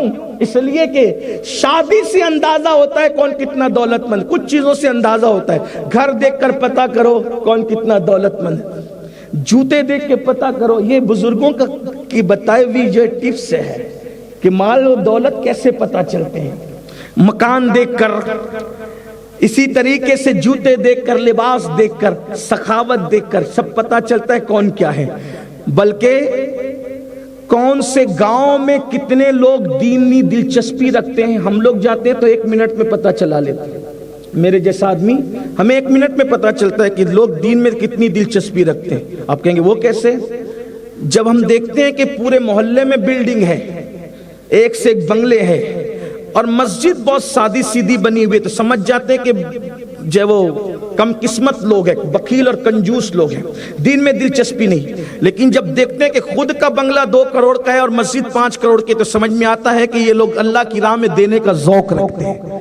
اس سے پہچان ہوتی ہے. ہر ایک چیز ایک ہنر بزرگوں نے سکھایا ہے نا. یوں ہی چل کے نہیں طرز سخن آیا ہے, یوں ہی چل کر کے نہیں طرز سخن آیا ہے. پاؤں بزرگوں کے دابے ہیں جب یہ فن آیا ہے. ایسے نہیں ہوتا ہے. یہ بات ہے جو یوں ہی 2-4 پڑھ کر کے نکل آتے ہیں پھر وہ کچھ بھی کرے, لیکن جو بزرگوں کی صحبت یافتہ ہوتے ہیں پھر ان کو اللہ بہت کچھ عطا کرتا ہے. ہم تو ایک طالب علم ہے, فقیر ہے غوث پاک کے, لیکن بہرحال بزرگوں نے سنا ہے وہ سنا رہے ہیں. اللہ اکبر. تو عرض کیا کر رہا تھا, شادی دیکھ کر کے مالداری پتا چلتی ہے. عبد المطلب کو غریب اور مفلس کہنے والے سن لیں اور اچھی طرح سن لیں. اللہ اکبر. عبد المطلب کا نام عبد المطلب نہیں ہے, حضور کے دادا کا نام عبد المطلب نہیں ہے. عبد المطلب ان کا لقب ہے, ان کا نام شیبہ ہے اور وہ بھی شیبۃ الحمد کہتے ہیں. دراصل عبد المطلب اتنے خوبصورت, اتنے سخی تھے, اللہ اکبر, کہ جو بھی دروازے پر آتا تھا کبھی خالی نہیں جاتا تھا, تو جو دیکھتا تھا ان کی تعریف کرنے پہ مجبور ہو جاتا تھا. اس لیے لوگ ان کو شیبۃ الحمد کہتے ہیں. حضور کی ولادت سے 55 دن پہلے, حضور کی ولادت سے 55 یا 50 دن پہلے پہلے ابرہا نے جو سب مویشیوں کو لے کر کے گیا تھا، سب کے مویشیوں پہ قبضہ کیا تھا، پوچھو تاریخ سے ابرہا کے قبضے میں سب سے زیادہ جانور کس کے تھے، گھوڑے کس کے تھے، اونٹ کس کے تھے، بکریاں کس کی تھی؟ ہے تاریخ میں کسی کا نام کہ کوئی ابرہا کے پاس گیا؟ کسی کا نام نہیں ملتا۔ جس مالدار کا نام ملتا ہے اس کو عبد المطلب کہتے ہیں۔ عبد المطلب جا کے کہتے ہیں میرے جانور واپس کر دے، تو اس نے کہا عبد المطلب میں تو سمجھتا تھا کہ تو مکے کا جو ہے وہ سردار ہے، کعبے کا متولی ہے، تو کعبے پہ بات کرے گا،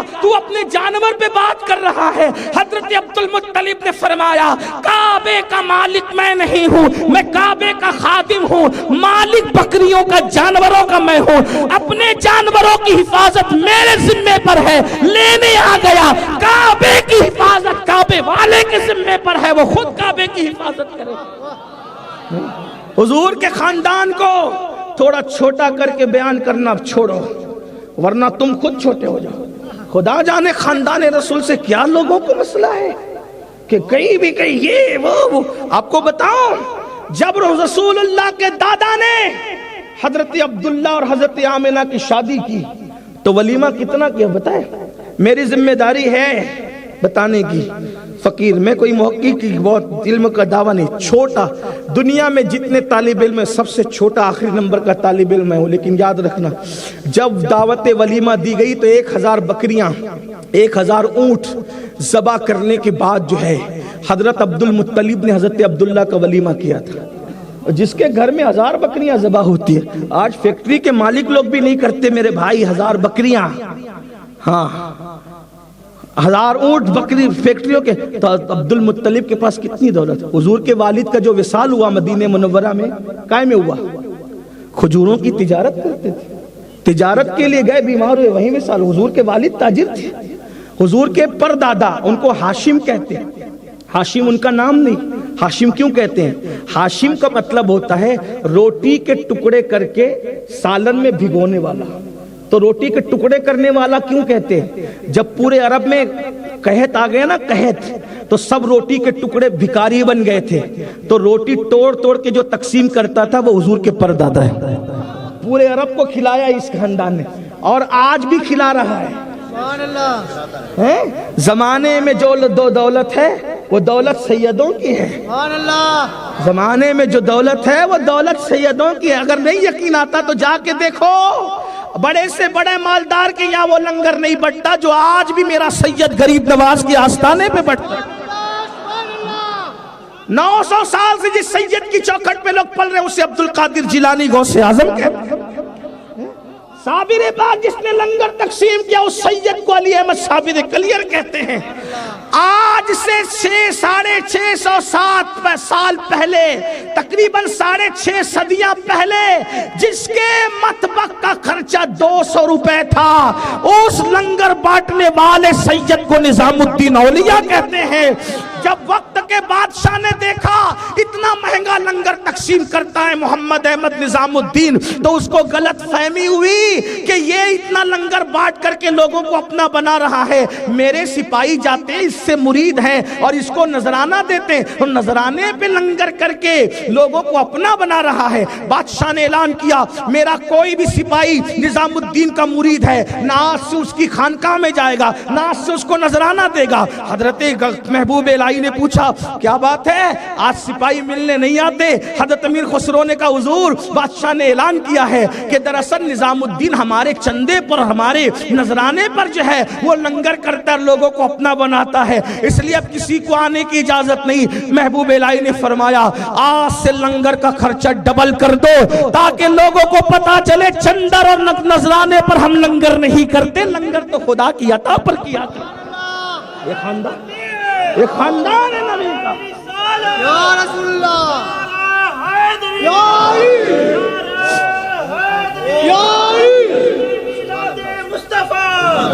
یہ کوئی تعصب سے نہیں کہہ رہا ہوں، آپ کتابیں اٹھا بھی لیں، ورنہ کچھ لوگ یہ سمجھتے ہیں کہ یار یہ سادات لوگ خود ہی آ کر کے بڑنگ چھاٹتے ہیں۔ کوئی بڑنگ کی بات نہیں، کوئی بڑے آؤ در زہرا پر، آؤ در زہرا پر پھیلائے ہوئے دامن، نسلیں ہیں کریموں کی لچپال گھران۔ ارے کوئی ایک ایسا بتا دو جو اس گھرانے پر نہ پلتا، ایک نام لے لو بس، جس کے پاس کوئی نعمت ہو اور اس گھرانے سے وابستہ نہیں، چاہے علم کی نعمت ہو، عمل کی نعمت ہو، تقوی کی نعمت ہو، پرہیزگاری کی نعمت، کوئی ایک نعمت کا نام لو اور نعمت والے کا نام لو، نہ اس کے اوپر نبی کا خاندان بیان کر دوں تو پھر میرا نام نہ کہنا۔ آپ کیا سمجھتی ہو؟ تو بہرحال بات کیا کر رہا تھا، یہ جو بات کہی جاتی ہے کہ وہ تو بڑے غریب تھے، پتہ نہیں نبی اور نبی کے خاندان کی توہین کرنے میں لوگوں کو مزہ کیا۔ دراصل یہ خون کی خرابی ہے، جب خون خراب ہوتا ہے تو لوگوں کی زبانوں سے بھئی مشکیزے میں جو ہوگا نا وہی باہر نکلتا ہے، ہاں مشکیزے میں جو ہوگا وہی باہر نکلتا ہے۔ یہ بڑے غریب تھے، حضور کے کہہ رہے ہیں وہ بڑے غریب تھے، پیٹ پہ پتھر باندھتے تھے۔ ہم نے کہا جناب ان سے بڑا مالدار بھی اس وقت کوئی نہیں تھا، حضور کی ظاہری آمدنی بھی اس دور میں لاکھوں کی تھی، میں اس پر بھی لوگوں کو کہہ چکا ہوں، حضور کی ظاہری آمدنی لاکھوں میں اس دور میں تھی، لیکن بات اتنی تھی گنا کی، ایسے غنی تھے کہ صبح کو لاکھوں کا ڈھیر لگتا تھا، شام ہوتے ہوتے سب بانٹ دیتے تھے۔ پیٹ پہ پتھر امت کی تعلیم کے لیے تھا، مجبوری میں نہیں تھا، بلکہ کچھ درہم بچا لیے، کچھ درہم بچا لیے، وہ کہتے ہیں عائشہ آج سکون نہیں ملتا، بات کیا ہے؟ تب عائشہ نے کہا کچھ درہم میں نے بچا لیے تھے، کہا نا میں کوئی رات ایسی نہیں گزارنا چاہتا کہ میرے گھر میں درہم و دینار اور میری رات گزر رہی ہو، جو ہے وہ بھی بلال کو دے دو کہ مدینے کے کوئی غریب کو ڈھونڈ کر کے اس کو تقسیم کر دے۔ یہ حال ہے، مالک کونین ہے، گو پاس کچھ رکھتے نہیں، دو جہاں کی نعمتیں ہیں ان کے خالی ہاتھ میں، کریم ایسا ملا کہ جس کے کھلے ہیں ہاتھ اور بھرے خزانے، بتاؤ اے مفلسوں کہ پھر کیوں تمہارا دل اضطراب میں ہے، اور واہ کیا جود و کرم ہے شہ بطحا تیرا، نہیں سنتا ہی نہیں مانگنے والا تیرا، تارے چلتے ہیں عطا کے وہ ہے قطرہ تیرا، تارے کھلتے ہیں سخا کے وہ ہے ذرہ تیرا، میں تو مالک ہی کہوں گا کہ وہ مالک کے حبیب یعنی محبوب و محب میں نہیں میرا تیرا۔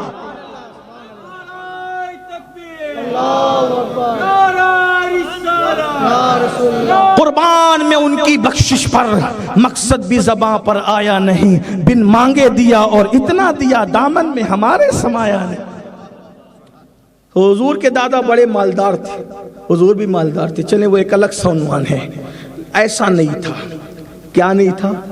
ایسا نہیں تھا کہ آیا اور حضور کو چھوڑ کے، لکھنے والوں نے لکھا ہے، میں پھر کہہ رہا ہوں، میں انکار نہیں کر رہا۔ دراصل کیا ہوتا ہے نا، یہ چینل والے لوگ جو ہے نا تقریر کو عام کرنے کے لیے بیچارے بڑے خلوص سے تقریر کاٹ کے ڈال دیتے، تو لوگ اسی کو لے کر کے اڑتے، نہ آگے سنتے نہ پیچھے سنتے، ہے نا؟ ہاں لیکن مجھے اس کی پرواہ نہیں ہوتی، اس کی کوئی مجھے پرواہ، میں تو اپنا کام اس لیے کیے جا رہا ہوں، جیسے مؤذن اذان دیتا ہے اس کا کام اذان دے، اذان سن کے کون آئے گا کون نہیں آئے گا اس کو ذمہ داری اس کی نہیں ہے۔ ہم اب نبی کے فضائل بیان کیے جا رہے ہیں، صحابہ اور اہل بیت بیان کیے جا رہے ہیں، سعادت مند روحیں قبول کرے گی، ہے نا؟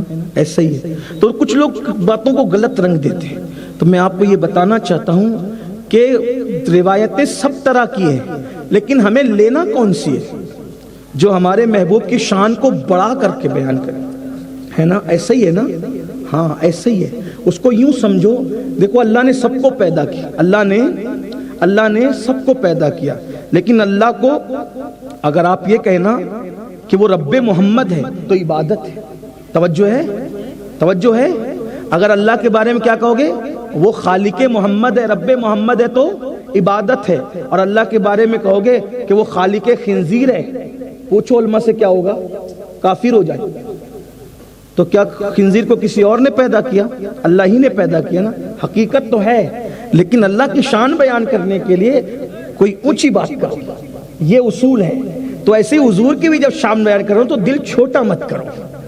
روایتیں تو ہیں نا، یہ نہیں ہے کہ غربت کی وجہ سے چھوڑ گئی، واللہ نہیں، بہت دولت تھی، بہت مال تھا، اتنے پہ آپ سمجھ گئے۔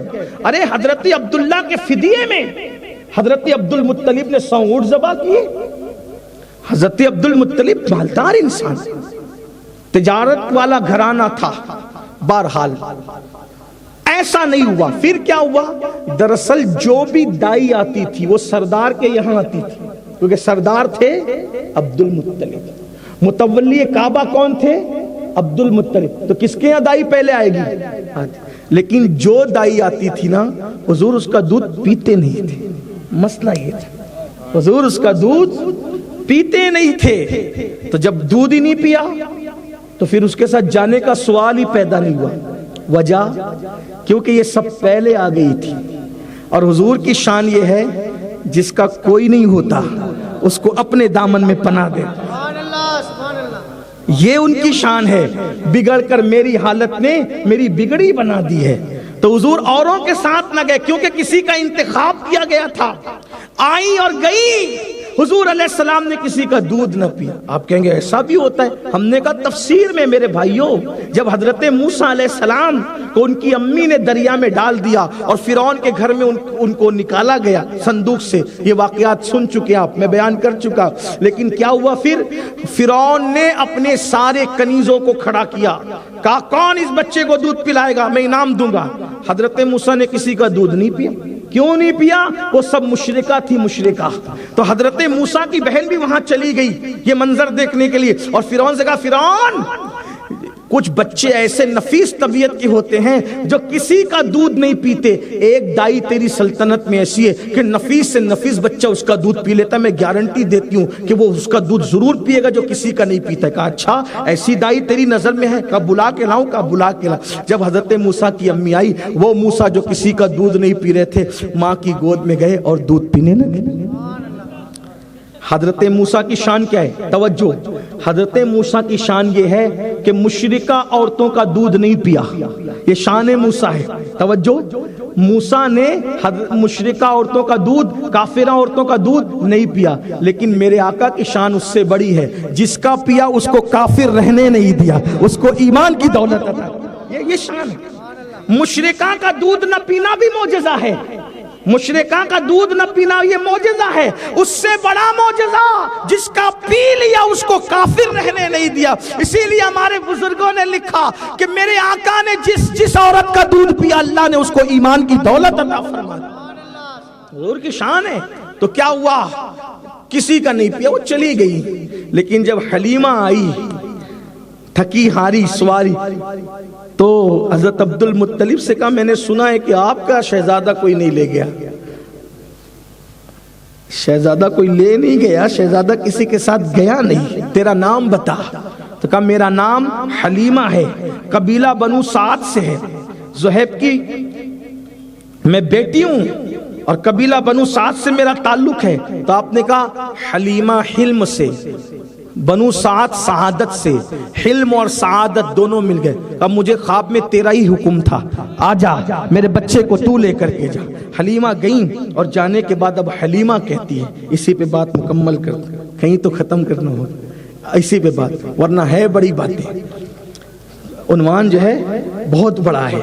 حضور سارے عنوانوں کی جان یہ تھکیں گے. اچھا تو ایک بلند آواز سے درود شریف پڑھیں. اللہ رب محمد صلی اللہ علیہ وسلم نحن عباد محمد صلی اللہ علیہ وسلم صلاۃ و سلام علیک یا رسول اللہ. حلیمہ کہتی میرا سینہ خشک تھا. صرف ذہن کی تطہیر کے ساتھ سننا، فضیلت کے لیے یہ بات کرنا میرے لیے ضروری ہے، لیکن پاکیزہ ذہن والوں کے لیے پاکیزگی ہی ہے. تو کہتے میرے سینے خشک تھے، میرا بچہ رات رات بھر روتا تھا. جیسے ہی میں اندر داخل ہوئی تو میں نے دیکھا کہ کپڑے میں لپٹے ہوئے تھے، سفید کپڑے میں. اور اس کے بعد میں فرق نہیں کر پا رہی تھی کپڑا ختم کہاں سے ہوتا ہے، وجود شروع کہاں سے ہوتا ہے. میں نے دیکھا واللہ اتنا خوبصورت بچہ میں نے اپنی زندگی میں کبھی نہیں دیکھا تھا. میں تو جان سے واری واری ہوئی. اور اس کے بعد میں نے سوچا ان کو جگاؤں کیسے، ان کو جگاؤں کیسے. تو حضرت سیدہ آمینہ نے کہا حلیمہ میرا بچہ معمولی بچہ نہیں ہے. ولادت کے وقت جو نشانیاں میں نے دیکھی ہے وہ میں نے ہی دیکھی ہے. حلیمہ کہتی ہے میں نے سینے پہ ہاتھ رکھا رکھا, جیسے ہی سینے پہ ہاتھ رکھا آنکھیں کھولی اور میری طرف دیکھ کر کے مسکرا دیا. جب میری طرف دیکھ کے مسکرایا, آپ یاد رکھنا کسی بھی ڈاکٹر سے, سائنسداں سے آپ جا کر کے پوچھئے یا کم سے کم اپنے گھر میں تجربہ کر لیجئے, بچے جو مہینے 1.5 مہینے کے ہوتے ہیں جب بھی وہ اٹھتے ہیں وہ روتے ہوئے اٹھتے ہیں, مسکراتے ہوئے کبھی نہیں اٹھتے ہیں. بعد میں کبھی مسکرائیں گے, نیند میں مسکرائیں گے, لیکن جب بچہ اٹھتا ہے تو روتے ہوئے اٹھتا ہے. حضور کی شان ہے, نہ روتے ہوئے پیدا ہوئے نہ روتے ہوئے کبھی اٹھے ہیں. جب اٹھتے تھے مسکراتے اٹھتے تھے. جو لوگوں کو مسکرانے کی بھیک دینے آیا ہو وہ کیسے روئے گا جس کی تسکین سے روتے ہوئے ہنس پڑے. اس تبسم کی عادت پہ لاکھوں سلام. حلیمہ کہتی ہے میں نے سینے پہ ہاتھ رکھا, آنکھیں کھولا, مسکرا دیا, اور جب مسکرایا اب مجھے اپنے آپ پہ قابو نہیں تھا, میں نے اٹھایا اور اٹھا کر کے اپنے سینے لگایا. اللہ کی عزت کی قسم, جیسے ہی میں نے سینے سے لگایا میرے سینے میں دودھ کی نہریں جاری ہو گئی, اور جب میں نے دائیں طرف سے پیش کیا انہوں نے دودھ پینا شروع کیا, لیکن جب بائیں طرف کا پیش کیا تو منہ ہٹا لیا اور میری طرف دیکھ کر مسکرائے. میرا بچہ میرے شوہر کی گود میں تھا, مجھے دیکھتے بچے کو دیکھتے گویا اشارہ کرتے امی میں تو پی چکا ہوں, میرے بھائی کو بھی پلا دو. میرے امام کہتے ہیں بھائیوں کے لیے ترک پستہ کریں, بھائیوں کے لیے ترک پستہ کریں. دودھ پیتوں کی نسبت پہ لاکھوں سلام, دودھ پیتوں کی نسبت پہ لاکھوں سلام. حلیمہ کہتی ہیں یہ منظر دیکھ کر میں میرا شوہر بالکل ان پر جو ہے وہ قربان ہو گئے. میں نے کہا آمنہ بی بی اب میں اسے لے کر جاؤں. سیدہ آمنہ نے فرمایا رک ٹھہر, ولادت کے وقت تو جو میں نے دیکھا ہے پہلے سن لے, یہ کوئی معمولی بچہ نہیں ہے. اور پھر جو واقعات آپ نے دیکھے تھے وہ سب حلیمہ سعدیہ کو سنایا. اب یہاں تک تو حلیمہ نے حضرت آمنہ سے سنا, اب حضرت حلیمہ نے کیا دیکھا. قاضی ثناء اللہ پانی پتی فرماتے ہیں حلیمہ کہتی ہے اتنی بڑی نعمت مجھے نصیب ہوئی تو چل کر کے پہلے میں شکرانے میں کعبے کا طواف کر لوں اور میں اپنے اس لاڈلے کو بھی کعبے کا طواف کرا دوں. اب پتہ نہیں کب لوٹ کر آؤں گی, اس لیے کہ 2 سال کے بعد دودھ کی مدت جب پوری ہوگی تب میں لوٹ کر آؤں گی, تو اپنے شہزادے کو بھی میں اس کعبے کا طواف کرا دوں. حلیمہ تیرے مقدر پر میرے ماں باپ قربان, میری جان قربان, قیامت تک لوگ کعبے کا طواف کریں گے. کوئی قرآن لے کے طواف کرے گا, کوئی وظائف کی کتاب لے کے طواف کرے گا. حلیمہ تیرا مقدر کیا مقدر ہے کہ رسول اللہ کو گود میں لے کر کے اللہ اکبر کعبے کا طواف کر رہی ہے. بلکہ یوں کہہ لے کعبے کا کعبہ گود میں ہے اور حلیمہ کعبے کا طواف کر رہی ہے. اللہ اکبر, لوگ مصحف کی تلاوت کریں گے, حلیمہ چہرے مصطفیٰ کی تلاوت کر رہی ہے. حلیمہ فرماتی ہے جب میں نے کعبے کا طواف کر لیا تو دل میں خیال آیا چلو خود بھی حجر اسود چوم لوں اور اس شہزادے کو بھی بوسے دلوا دوں حجر اسود کی. حلیمہ کہتی اللہ کی عزت کی قسم جب میں ان کو حجر اسود کے قریب لے گئی تو میں نے کیا دیکھا کہ حجر اسود کو چموانا چاہتی تھی, حجر اپنی جگہ سے نکلا اور اس نے محمد کو چومنا شروع کر دیا. منظر میں نے دیکھا, یہ شان ختم نبوت. قاضی ثناء اللہ پانی پتی جیسا مفسر یہ روایت کو لکھ رہا ہے جو میں آپ کے سامنے بیان کروں. حجر نے چوما ان کو, لوگ حجر کو چومتے ہیں, حجر جس کے لبوں کو چومے اسے محمد الرسول اللہ. پتلی پتلی گلے قدس کی پتیاں, ان لبوں کی نزاکت پہ لاکھوں سلام. یہ شان اپنی جس کا کلمہ پڑھتے وہ یہ ہے محمد الرسول اللہ. آفاقہا گردیدم مہر بتا ورزیدم بسیار خوبا دیدم, لیکن تو چیزیں دی کری. حضور آپ جیسا کون ہو سکتا ہے, لم یاتی نظیرو کا فی نظرین مثلے تو نہ شد پیدا جانا. جگراج کو تاج تورے سر سوئے ہے تجھ کو شہد و سرا جانا. وہ کمال حسن حضور ہے کہ گمان نقص جہاں نہیں, یہی پھول خار سے دور ہے, یہی شمع ہے کہ دھواں نہیں. اللہ اکبر. اب حلیمہ فرماتی ہیں میں اپنی سواری پر بیٹھی. اب سواری پر بھی بحث ہے, وہ اونٹنی تھی کہ گھوڑا تھا کہ گدھی تھی کیا تھا. میں کہتا ہوں کچھ بھی تھا, میں اس کو سواری کہتا ہوں, بس سواری کہہ دیا بات ختم ہو گئی. اللہ اکبر. اس لیے کہ لوگ جو ہے وہ اختلافی باتوں میں لوگوں لوگوں کو زیادہ مزہ آتا ہے، لیکن ہمیں تو بس فضیلت چاہیے۔ حضور کی امی کہتی ہے دودھ پلانے والی حلیمہ، میں اپنی سواری پہ بیٹھی تو میں نے کیا دیکھا، کعبے کی طرف میری سواری نے 3 سجدے کیے، اور 3 سجدے کرنے کے بعد جب نکل پڑی تو جو پہلے بچے لے کر جا چکی تھی ان سب کو پیچھے کیا اور ہوا سے باتیں کرنے لگی۔ مجھ سے پوچھتی تھی وہ قافلے کی عورتیں، حلیمہ رک، ٹھہر، کہا یہ رکتی نہیں، آگے بڑھتی ہے، تو کہا کیا ہوا حلیمہ، سواری بدل گئی تیری، جو ہے وہ سواری تو بار بار تھکتی تھی، رکتی تھی تو پیچھے تھی، قافلے سے بچھڑ گئی تھی، اب کیا ہوا سواری بدل گئی؟ حلیمہ نے کہا سواری نہیں بدلی بلکہ سوار بدل گیا ہے، سوار کے بدلنے سے یہ طاقت ہے۔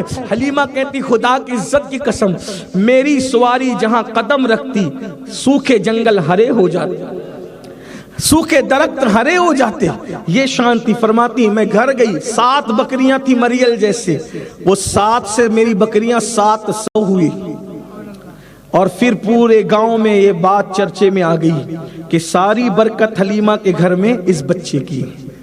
عورتیں اپنے بچوں کو ڈانٹتی تھی، ارے جہاں حلیمہ کی بکریاں چرتی ہے وہاں اپنی بکریاں چرایا کر۔ حلیمہ کہتی ہیں ان کی بکریاں میری بکریوں میں گھسا دیتے، لیکن جب شام ہوتی تو میری بکریاں پیٹ بھر کے آتی، ان کی بکریاں بھوکی آتی۔ یہ شان تھی۔ جب کوئی بکری بیمار پڑ جاتی تو حلیمہ کی گاؤں کی عورتیں آتی، کہتی حلیمہ تیرے بیٹے کے پیر اور ہاتھ دھلا کر ہماری بکری کو پلا دے، کا پلاتے تو شفا ہو جاتی۔ فرماتی ہیں کہ حضور کا بستر میں نے کبھی صاف نہیں کیا، حلیمہ کہتی حضور کا بستر، کیونکہ حضور نے کبھی بستر میں پیشاب ہی نہیں کیا، کبھی نہیں کیا، یہ حضور کی شان ہے۔ لوگ کیا کہتے ہیں اپنی طرح، انہیں ہوش آنا چاہیے، لوگوں کو ہوش۔ ہم جو ہے اس طرح کی جو ہے وہ کسی کو جو ہے وہ معاذ اللہ الزام نہیں دھرتے، لیکن لوگوں کو ہوش آنا۔ کلمہ کس کا پڑھتے ہو، کس شان والے کا؟ فرماتی ہیں ان کا سطر بچپنے میں بھی کسی نے نہیں دیکھا، ان کا سطر بچپنے میں بھی کسی نے نہیں، اگر بچپنے میں ان کا سطر شریف کھلتا، فرماتی ہیں کہ ایسے روتے میں فوراً ڈھانکتی، اور اگر ڈھانکنے میں مجھ سے تاخیر ہو جاتی تو غیبی طور پر ان کا سطر مبارک ڈھانک دیا جاتا۔ بکریاں آتی پیر چومتی، پیشانی چومتی۔ فرماتی ہیں 9 مہینے میں بات کرنے لگے تھے، 9 مہینے کی عمر میں بولنا شروع کر دیا تھا۔ حضور علیہ الصلوۃ والتسلیم نے سب سے پہلے جو بات کہی وہ کیا کہی؟ اللہ اکبر کبیرہ، سبحان اللہ بکرۃ واسیلہ، اللہ اکبر۔ دیکھو اللہ کی تکبیر بیان کی۔ حلیمہ فرماتی ہیں بچے آتے میرے گھر، محمد چلو بھائی کھیلیں گے، تو جواب دیتے ہمیں کھیلنے کے لیے اللہ نے پیدا نہیں کیا۔ حضور کبھی کھیلنے نہیں گئے بچوں کے ساتھ۔ حلیمہ کہتی ہیں یہ سب میں دیکھتی رہی، اور پھر کیا ہوا، جب بھی میرے قبیلے میں رات کے وقت تو کوئی کام پڑتا تو عورتیں کہتی حلیمہ تیرا بیٹا لے آنا، اس لیے کہ ہم اندھیرے میں کیسے بیٹھیں گے، وہ آئے گا تو اتنی جگہ میں اجالا اور روشنی ہو جائے گی۔ حلیمہ فرماتی ہیں ابھی ان کی عمر شریف 2 سال کی ہوئی، واپس کرنا تھا، میرے دل نے نہیں چاہا، میں مکہ گئی لیکن میں نے کہا آمینہ میرا جی نہیں بھرا، 2 سال میں بچوں کو واپس کرنے کا دستور ہے لیکن میں ان کو واپس نہیں کروں گی، اجازت دو میں لے جاؤں۔ اتفاق سے اللہ کی شان، ان دنوں مکے میں وبا پھیلی ہوئی تھی، سیدہ آمینہ نے فرمایا ٹھیک ہے کوئی بات نہیں، ابھی وبا بھی ہے یہاں لے جاؤ تاکہ یہ محفوظ رہیں۔ حلیمہ کہتی ہے واپس لے کر آئی، 4 سال کی عمر میں ایک دن کہتے ہیں امی یہ میرے بھائی لوگ کہاں جاتے ہیں، امی جان یہ میرے بھائی لوگ کہاں جاتے ہیں؟ تو حضرت حلیمہ نے کہا وہ بکریاں چرانے جاتے ہیں بیٹا۔ امی میں بھی جاؤں گا۔ نہیں وہ حلیمہ کے بچے ہیں، تم نے نہیں جانا، دھوپ ہے جنگل میں، درندے ہیں پریشان کریں گے تمہیں۔ ضد کی میں جاؤں گا، میں نے گھر نہیں بیٹھنا، میں جاؤں گا۔ جب ضد کی، حلیمہ اپنے بچوں سے زیادہ پیار کرتی، دل سے چاہتی تھی، بہت چاہا حلیمہ نے، اور اس چاہت کا صلہ اللہ نے ان کو بہت بڑا دیا۔ آج کسی دائی کا ذکر ہوتا ہے کتنے بچوں کو کس کس نے دودھ پلایا، آج حلیمہ ہمارا عنوان ہے، ہماری بچیوں کے نام حضرت حلیمہ کے نام پہ رکھے جاتے ہیں۔ حلیمہ جنت میں سو رہی ہے، کیا حلیمہ نے مقدر پایا؟ تو حلیمہ بہت جان سے زیادہ چاہتی تھی۔ جب حضور نے ضد کی میں نے جانا ہے تو کہا ٹھیک ہے جاؤ۔ تو اس دور کا دستور تھا کہ بچوں کو نظر نہ لگے، تو مونگا ہوتا ہے، مونگا یہاں کیا کہتے ہیں، جو بھی کہتے ہیں، وہ دریا کے اندر آپ جو کون میں آئس کریم کھاتے ہیں، ایسے نیچے سے باریک ہوتا ہے اوپر سے کھلا ہوتا ہے، ایسی شکل کا ایک پتھر ہوتا ہے، تو اس دور کے لوگوں کا عقیدہ تھا کہ اگر یہ پہنا دیا جائے تو بچوں کو نظر نہیں لگتی. تو حلیمہ نے مونگا ڈورے میں جو وہ باندھ کر حضور کے گلے میں ڈالا کہ اب جنگل جا رہے ہو نا, کسی کی نظر نہ لگے. حضور نے اس کو توڑ کے پھینک دیا, فرمایا مجھے اس کی ضرورت نہیں ہے. یعنی 4 سال کی عمر میں بھی حضور توہم پرستی کی طرف ان کی توجہ بالکل نہیں تھی. حضور علیہ السلام اعلان نبوت کے پہلے بھی اور اعلان نبوت کے بعد بھی ہر برائی سے محفوظ رہے. وہ معصوم سید المعصومین تھے. حلیمہ نے ڈنڈا دیا, ہاتھ میں عصا دیا, حضور نے عصا لیا اور حلیمہ کی بکریوں کے پیچھے چلے. حلیمہ حیران تھی ہو کیا رہا ہے.